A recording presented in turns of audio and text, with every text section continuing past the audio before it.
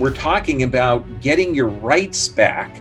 So if you were under the delusion that you had protection by the Constitution, freedom of speech, press, assembly, freedom of travel, freedom of commerce, okay, and now the last 18 months has broken those dreams or that delusion, okay, we're going to teach how to get it back. What we think and what we believe, like Michelle was saying, is the very first prison bar that you have to overcome is that you quite possibly have been lied to about many things, most things your entire life. The jig is up. There's so much fraud in it. Why are we still paying like good girls and good boys into a system that is this corrupt? We're not doing that. We're forming a whole new government. We're forming a government of the people, a republic, where even the smallest minority of one is going to have their rights protected. Cannot wait for the catastrophe to hit your life. You have to stop it now. You have to get up off the couch. Quit watching the boob tube.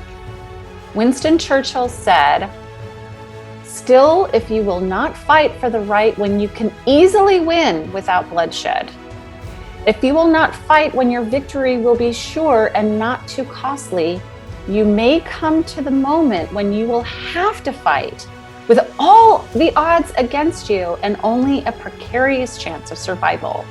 There may even be a worse case. You may have to fight when there is no hope of victory, because it's better to perish than to live as a slave." And until you wake up and it hits home, then maybe it'll change your mind. But you have to stop it now. Do you think that our population is healthy, wealthy, wise, living in harmony with the world, or is it absolute freaking chaos? The people that are running this shit now are responsible for the outcome now. Okay, so this whole movement is to take our world back. And you won't know what freedom really is and how much you want it until you lose it, until you realize that you've always been a slave to the system like we all are.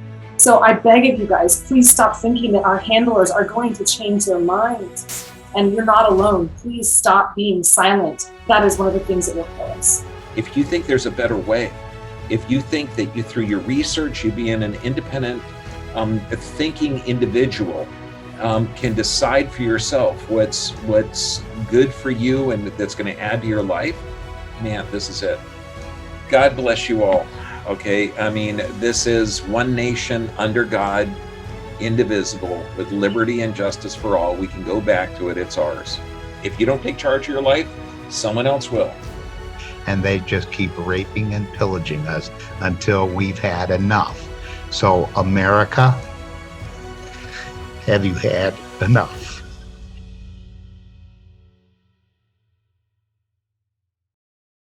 God bless you. Oh my God. Thank you, Lord, for these people.